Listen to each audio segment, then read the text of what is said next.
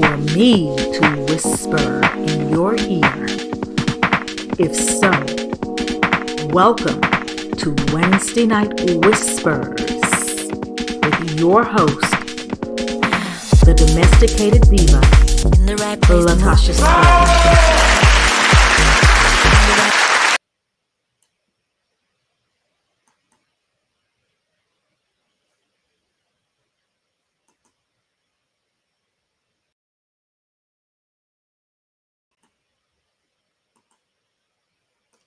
Are you really going to do this tonight? Are you really going to do this tonight? Okay. All right. Well, that was that. Are you ready for me to whisper in your ear? If so, welcome to Wednesday Night Whispers with your host, the domesticated diva, Latasha Scott.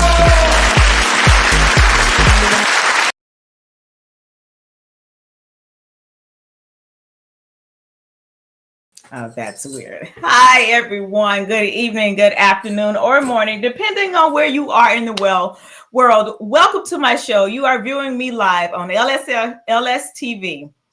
I love to talk, so this is my station for education. And I am your host, Latasha Scurry. Guess what, guys? Tonight I have a very special guest.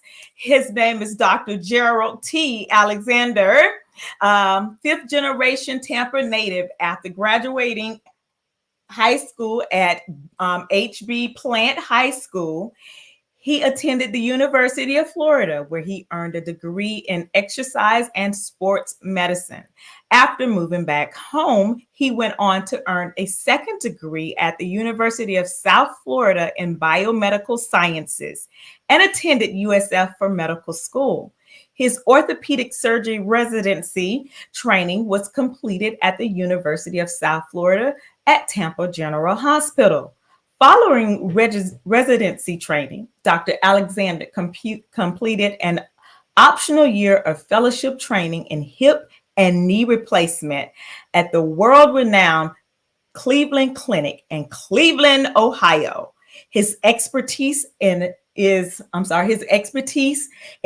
hip and knee replacement for arthritis, as well as revision and treatment of painful or failed hip and knee replacements.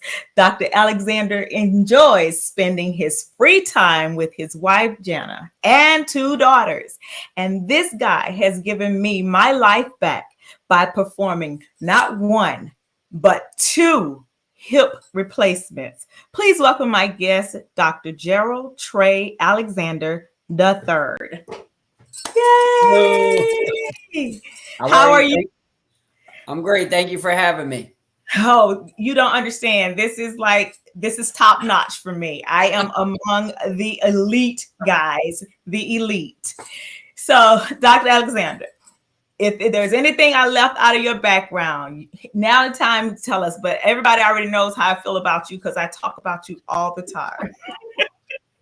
No, that was it. A whole lot of school, but here I am and taking care of folks in the Tampa area. Yes, but I hope to extend that because I've already got two candidates who are not in the Tampa area that they're willing to come stay with me to get your amazing hands. And I hope they're watching tonight because I told them to stay tuned. This is the real deal. And I can't say this lightly at all because when I talk about you, I literally get teared up because I remember in 2020, I couldn't walk. I couldn't walk down the hallways of a school. And my principal came to me. He said, if you weren't hurt, it would be kind of funny. He said, but I was walking down behind you down the hall and you was dragging that leg. I said, because there's nothing else I could do. It was just that painful. And you gave me my life back. So thank you. Wow. All right. So here's the first question. At what age does the typical person need a hip replacement, or is there an age? So there are some childhood hip disorders that lead to hip replacement at an earlier age. But most folks, when it's just due to osteoarthritis, At Mm-hmm. kind of the earlier end of the spectrum are people in their 50s and 60s, Okay. all the way up, and patients even in their 80s, or if they're healthy, in their 90s. Wow. So you can perform a hip replacement surgery on somebody who's 80 or 90 years old? If they're healthy enough. It's not Oh, common, but it does happen. oh, okay. So what are some of the conditions that may cause you to need a hip replacement? Most commonly is arthritis, osteoarthritis. Now, of course, there are other kinds of arthritis like rheumatoid arthritis, psoriatic Mm-hmm. arthritis. Also, there are some conditions that lead to arthritis, such as avascular necrosis, where the blood supply to the hip stops Okay. functioning the way it should. Now Uh, I had breast cancer, which led to chemotherapy and radiation. Could any one of those have caused me to have arthritis? Because I don't know anybody in my family who has arthritis. it could have. Yours was more due to one of the conditions that affects kids. And so I can't remember if we talked about that or not back. Really? Mhm. I did Yeah. not know that. Yeah. Okay. And so, which is when we will do it on younger people in their 30s and their 40s. I think you were in your 40 when you had your 40s, first one. Yeah.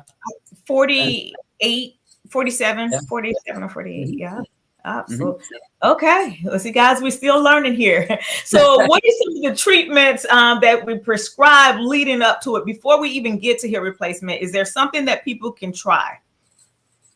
So everything there are multiple things to try, and really it's just pain control, different Mhm. ways to help people manage with it until they're ready to take that next step towards surgery. So anti-inflammatory medicines like Advil, ibuprofen, Aleve, things like that. Cortisone injections if it's Mhm. hurting bad enough. Physical therapy, Yep. braces, canes, Mhm. just things to just help with pain and And I do until remember you saying that to me. You said, I'm not going to suggest cutting on you until you're ready. And you'll tell me when you're ready. And I told you, I'm ready because that yeah, pain hit quickly. And yeah. you did. I tried all of those. We did physical therapy, we did anti-inflammatories, we did um, um, cortisone shots. But then when that stopped working, I said, Doctor, I'm ready. Yeah. And he is a miracle. He has miracle hands, guys. He really does. Because I don't. It really does not feel like I've had surgery. I'm not kidding you. He gave me my quality of life back, and I'm very appreciative.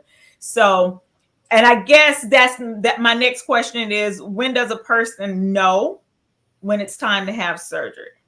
The best answer sounds very vague, but anyone who's been through it, like yourself, know what I'm talking about. Is everybody figures out when it's time. There's just when the pain is just really affects your quality of life and nothing else works. And everybody hits that point where they just wake up and say, I'm done. I don't want to deal with this anymore. I want it fixed. Yep. And so now we've gone through all the treatments. We're done. What does the patient need to do to prep for surgery? So medically, we have, any of a patient's other doctors have to, undergo an exam, like family doctor. If a patient has a cardiologist, their Mhm. cardiologist will see them and evaluate to make sure that it's safe. Um, in regards to what the patient can control, really is trying to stay as active as possible. Doing physical therapy ahead of time can help with that. Okay. But the better in shape you are heading into the surgery, the better that you'll likely be afterwards. And then, of course, there's some medicines that patients might have to stop. Like if a patient's on a blood thinner, some medicines don't interact well with anesthesia. Okay. Okay. And so is this an outpatient or inpatient in hospital visit? And what determines which one? So it's as each year has gone by, especially over the past 5 years, it's becoming more and more common to do outpatient, meaning it come and go home same day. Okay. On the long end, even patients who have medical issues that need to stay the night, Most of those people are still only staying just one night, and then go home the following day. Really, it's what determines what to do is patient's health and fitness level. So if a patient has an extensive cardiac history, they're probably going to stay the night. Other things that play into it is patient support system. If they don't have anybody at home, that plays into it. They might stay the night. Or if somebody has a lot of stairs to go up and down when they get home to get into the house, sometimes they might stay the night. But as the years have gone by since I've been in practice, more and more people are going home same day. I think you went home same day. First one I did. The first one I did. The second one I faked it a little bit so I could get that extra night. Going home, I have a very high threshold for pain. So when I come home, they still expecting me to do what I normally do, and I'm sitting there looking at them like, really, really. And they know this, that I do have a very high threshold for pain. I mean, I wean myself off the pain medicine within days just because I would rather be coherent and know what's going on around me. So, yeah, no pain medicine. So, risk factors. Give us some of the things that, and I know you don't want to give away everything because you don't want to scare anybody, but what's the risk factors in having this type of surgery? So there's of course medical risk factors, which is why we have people get, their family doctor or their cardiologist to sign off of it. Things can happen just with anesthesia, heart issues, and I mean, there are some just medical things that can happen. And then of course anytime we do surgery, there's risk of bleeding and infection and things of that sort. Blood clots is one that's unique to joint replacement. And so patients are put on a blood thinner afterwards. Years ago, we used to use strong prescription blood thinners. Now most of the time we just use a baby aspirin. That tends to be just as preventative. And then of course, these are man-made parts. I mean, it's not giving you an 18-year-old hip back. It's titanium and plastic and ceramic. Yeah. So over the years, things can break, things can wear out, things can come loose. And so there are those, structural risk factors too. Okay. Now, I just want to throw in a question there. So with me, one hip you did, I don't know the difference. One you did with the robot and the one you did without the robot. What's the difference? Is there like a advanced healing time for if you do it with the robot? I don't know the difference. Accuracy and precision. Okay. And so for you. Yeah. Okay. Yeah. But I'm here to tell you, then your hands must be golden because it feels just as good as the one with the robot. I'm just telling you. The robot is, I mean, we always have had ways to measure things during surgery. But the robot is essentially a way to measure things using a computer, which we've never been able to do. Yeah. And so the overall technique is really not much different. What it entails is, as you know, but most people probably don't, is we get a CT scan or a CAT scan of your hip ahead of time. And then we can upload that scan into the robotic computer. So that way we can make real-time measurements and changes during the surgery using the CT scan measurements, which is a lot more accurate than just using the naked eye. Okay. Well, your eyes are good, so I'm happy. So how long does a typical hip replacement, you have a healthy person, how long does it take from anesthesia to stitching up the last stitch? Yeah, about an hour, maybe a little bit quicker, maybe a little bit longer, but probably on average from the time skin incision to bandage on, probably about an hour. Okay. Now, so is that typical? What's been your longest one? Ooh, the longest one probably would have been one of my revisions, doing a redo hip replacement. And that was probably in the 6 to 8 hour range. No. Okay, so if I need a revision, it's going to take 6 hours? No, that's just the longest one I've ever. You asked the longest I've ever done. Okay, so if I need another one of these, please don't scare me. No, on a typical revision, it depends what needs to be revised. I mean, it could be as short as 30 minutes. It could be as long as 2 or 3 hours. I'd probably say a typical revision time is probably about an hour and a half to 2 hours. So I've got this at 47. When can, and I know this is just a roundabout figure, when can I expect to say, okay, I need another one, and how will I know? So it's a combination of two things. First, if something starts to go wrong, you'll feel it. You'll start to have pain. And then the other side of that is we do recommend routine surveillance x-rays throughout the life of the implant.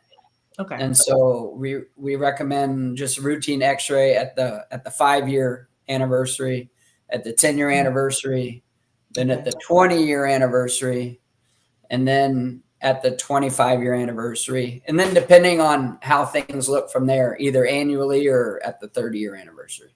So somebody can go as long as 25 years with a hip replacement? Mm-hmm. Yeah, with the current technology, we wouldn't be surprised to expect it to last 20 to 30 years. Oh, okay. I'm thinking 17 years. I'm going to be back in there on the operating table. I was hoping not, but okay. All right. So can people walk immediately afterwards? What's the mobility like? Yeah, once the anesthesia is worn off, patients get up and start walking with physical therapy. That could be, as quick as just a couple hours after the surgery is done. And so, people will walk with a walker. People use a walker sometimes just, 2 or 3 days, sometimes a couple of weeks. It kind of, depends how good their therapy is going. And the physical therapy comes at the house for the first couple of weeks. Yes, they did for 3 weeks. And I was lucky enough I got the same nurse with my first one. I got her again with my second one. And then she said, well, I'm just going to see you for the next 3 weeks, but I'm retiring next month. I'm like, what? So that was just lucky. So I was like, okay, great. But if on a scale of 1 to 10, and I can say 15. But how well do you think the surgery went with me? I mean, was there any complications? No. Everything was good? Everything went straight. Yeah, everything went real smooth, real well. Okay. Y'all don't understand. Y'all don't understand why I'm smiling. This man made me the bionic woman. Okay. I really am the bionic woman. I have 2 metal hips. I get stopped at going into SeaWorld because they don't know where the beeping is coming from. So I'm telling them, y'all, I have metal hips. Stop making me take my belt off. Okay. I have metal hips. Okay. Leave me alone. But it's all because you gave me a really great quality of life back, and I'm appreciative. But now, type of pain to expect when they go home from physical therapy? Is there a typical pain? Where's the pain coming from? It's a totally different kind of pain because the hip pain's gone. It's replaced by, we call it surgery pain, because there is a skin incision and that's sore and that's going to heal. But also, people are using, if you think, for example, you hadn't used your hip normally in a long time. And so, there's a lot of strength to get back. And so it's just, people who have been through it, people will say that, that the pain feels like a gym workout almost, I don't know about that. Who said that? I don't know who said that. I didn't say that. I said I have a high threshold for pain, but I definitely didn't say not a gym workout. No, sirree, Bob. And I mean, the second one, I was a pro, but that first one scared me a little bit. I was like, I don't know if I can do this. I don't know if I can do this. So, but I just looking at a typical x-ray, what do you see? What tells the person that they're ready, like this needs surgery? So there are different things that we see on X-ray, and so the space, the joint space where the cartilage is, Mm-hmm. that slowly disappears, and eventually once it's totally gone, then you'll hear people use the phrase bone on bone. Yeah. But that's not the only thing we rely on. We'll see osteophytes, or what people call bone spurs. Mm. And then other things we see when the cartilage is deteriorated is we'll see cystic changes, actual little cysts inside the bone form on Okay. X-ray.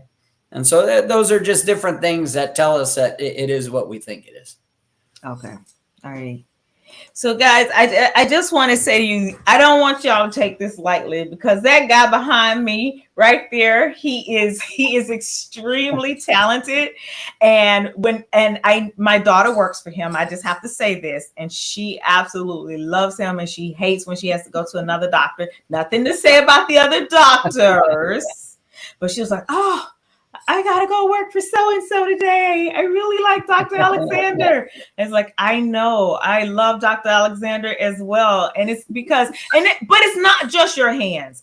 When I come into the office, you really do make me feel relaxed, and it's he's knowledgeable. He knows exactly what he's talking about. He's been doing this for many years. Are you the lead doctor there? I'm not sure. I don't know how this works. No. Okay, They're guys who are older than me there. really? Yeah. And you're not old by far. I'm just saying, I mean, it just feels like you know everything. And I'm just, like I said, guys, I'm very appreciative to have this young man be my doctor and correct my life, because it really was. I had a speedy recovery, and I think the second hip, because it's done with the robot, healed faster. Was that something I was to expect? I would say, robot or not, Mhm. a lot of patients do faster on the second, Yeah, on the other body part, because some of the anxiety's gone. Right? You kind of know what to expect. Um, right. and so, but I would tell you, a lot of people, when they have robotic surgery, we are seeing a lot of faster recovery. But Okay.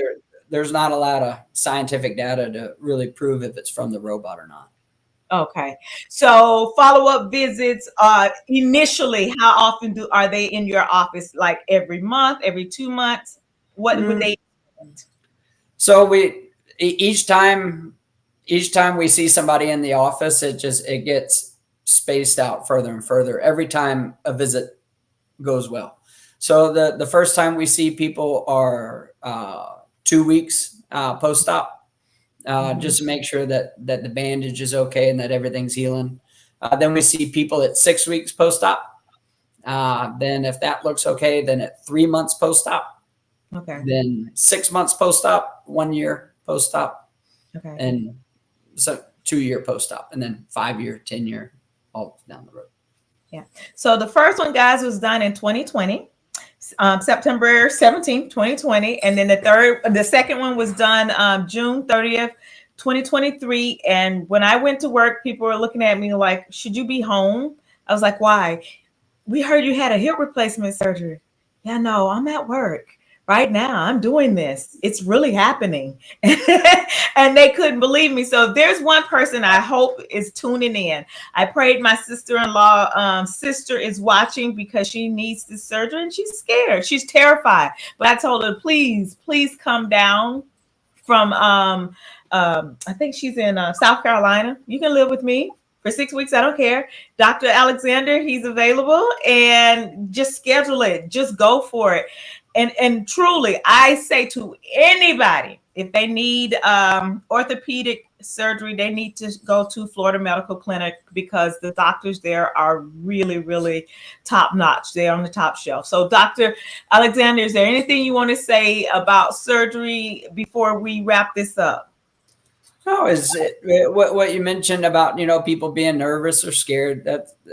That's normal, and Mm-hmm. so I'm almost more nervous when the patient isn't scared. I mean, Oh, okay. I mean, it's a big decision, but It is.